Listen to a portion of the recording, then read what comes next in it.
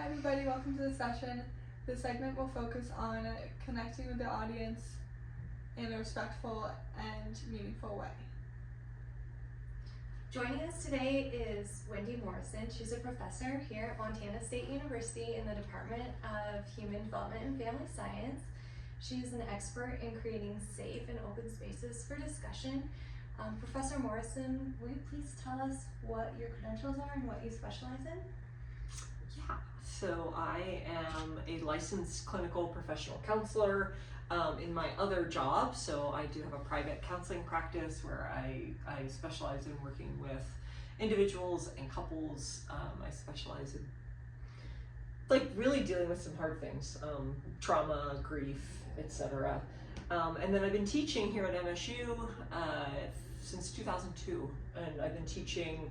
Most of my classes have been in helping train people who are going to be going into the helping professions, both undergrad as well as graduate students over the last however many years that is.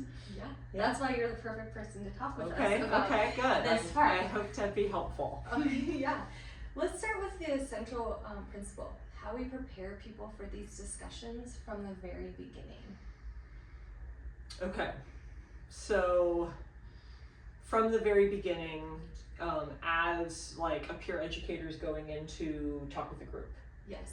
Is that what you mean? I think I'm talking a little bit about front loading. Right, but Yeah. like as you're going into talking to the group, Yes. you want to be able to kind of prepare the group to what you're going to be talking about. Yeah, like Is that right? Kind of create the environment. How you would start off one of these Yeah. educational talks. Right, okay, so if I'm going into a fraternity or a dorm or a classroom to talk about something like consent or bystander intervention, correct, right? These are some of the things, right? Okay, yeah. Then, I would definitely want to make sure that I'm letting the group know first and foremost kind of who I am, but also what we're going to be talking about, right? Because I think that the more information the audience has, the more comfortable they're going to feel, right? They kind of know what to expect, and I think with that as well, I think it's important to just give them a little bit of a heads up that we're going to be talking about maybe some sensitive information. We're going to be talking about some things that we're trying to prevent things from happening, but we also understand that people in the audience may have gone through some sort of bad experience with sexual assault or something else, that I think it's important to just kind of give them a heads up. Here's what we're going to be talking about, just to help kind of create just a little bit more awareness, hopefully create a little more safety.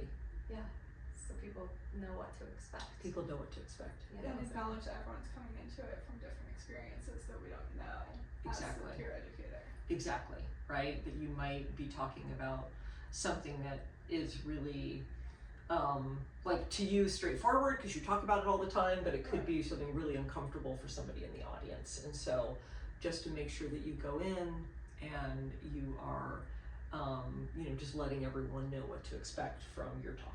Yeah, awesome. When we talked about skills for engaging and connecting with the audience earlier, you talked about giving people the benefit of the doubt. Can you talk a little bit more about how that affects audiences and how that works?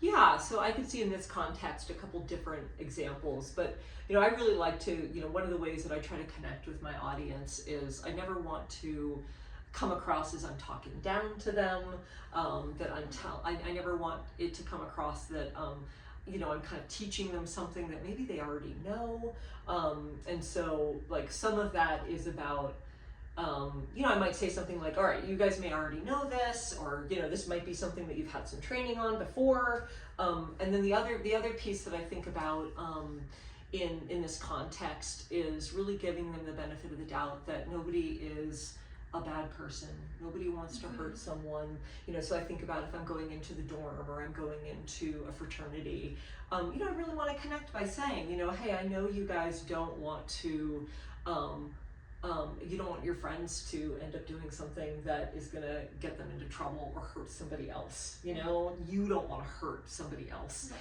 Even if it's not your intention, you don't want to cause harm, Right. right? So I think that, you know, when I'm talking about maybe consent or bystander intervention, I'm going to be really trying to connect with the audience of like, of course you don't want to cause harm. You don't want your friends to cause harm. And that's part of this, is just to give you guys all more information so that you know how to interact in some of these situations that in a more clear way, like it's clearer to you. Yeah, that kind of leads into the next thing about how can you connect with others in a way that feels authentic and respectful to them. Yeah. So can you share a few practical strategies for building those connections, especially when it comes to sensitive topics? Yeah. Well, I think about relevance, right? I mean, I do think about giving examples that that your audience is going to relate to, and it's going to feel relevant, right?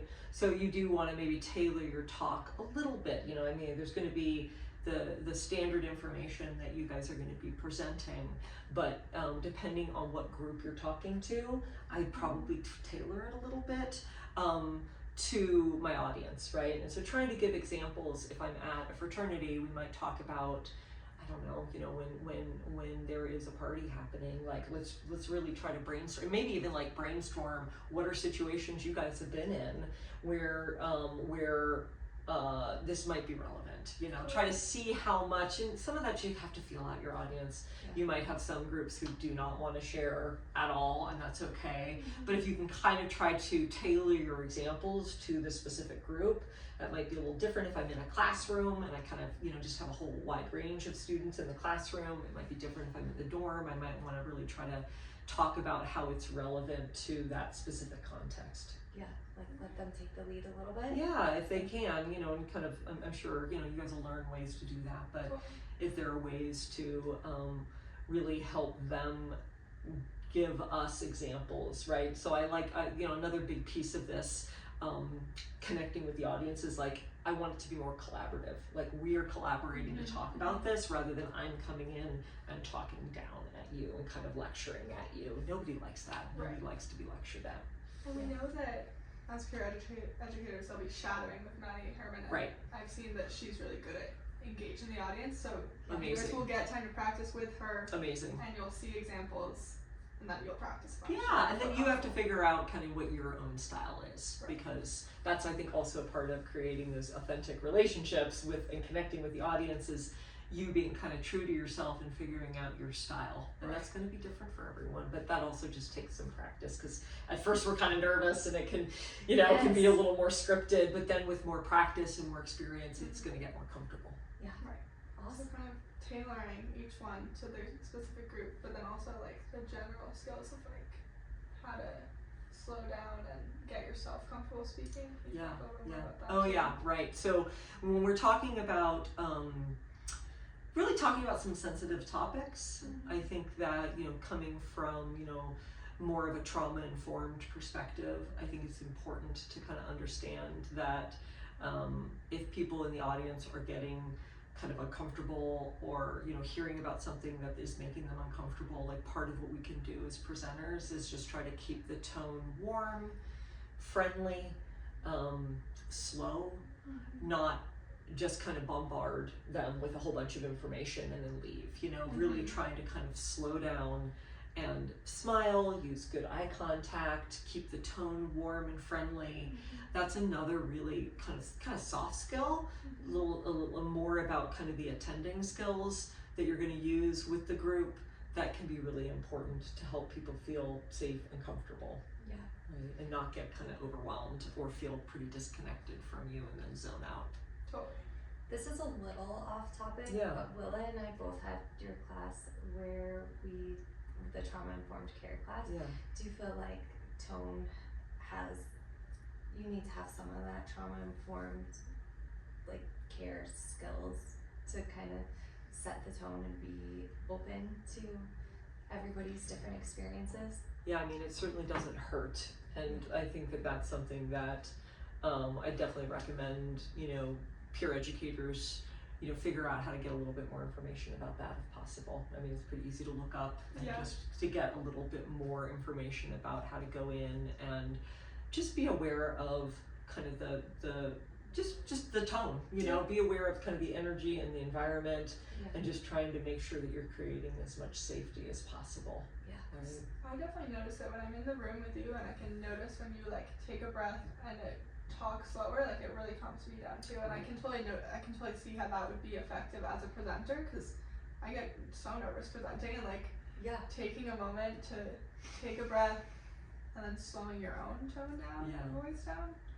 Even from the helps. start of this podcast, like I'm I felt sure. very I'm nervous, sure. and you're so calm. Yeah. You're just like It has so calm. It's just like a spreads wave. to everybody. Yeah. Totally. So, I mean, that's like understanding co-regulation, right? So Right. us as humans, we're kind of wired to pick up on the energy of the people around us. And so as a presenter, your energy, what we often do when we're nervous is we constrict and we speed up, but actually trying to do the opposite. Trying to take a moment, slow down, take a deep breath, right? And talk slower. That can not only help us stay regulated as the presenter, but then it also can kind of affect the tone. The more comfortable you are, the more comfortable the audience is going to be.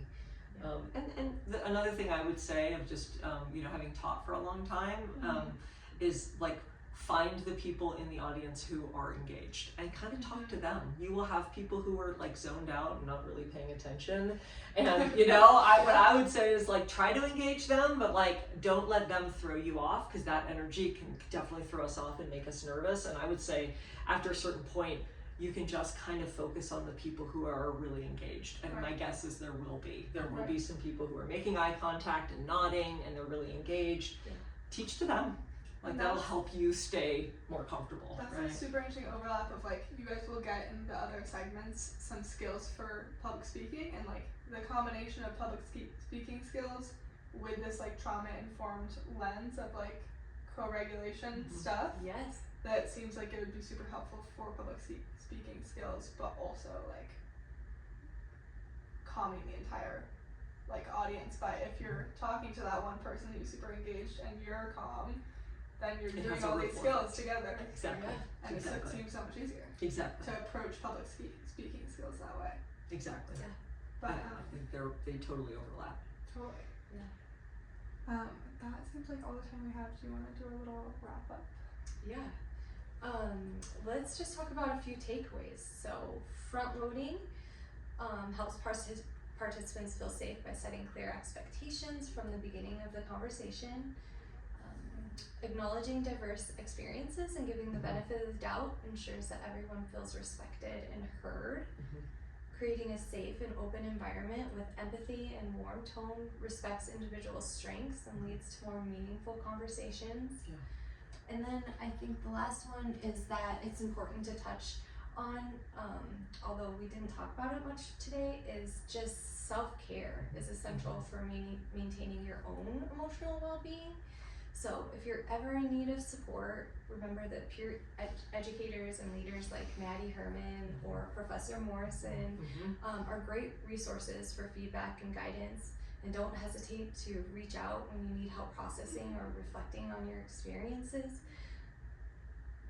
And I think that's it for today. Thanks again for joining, and we look forward to hearing how you apply these strategies. You got this. Good luck.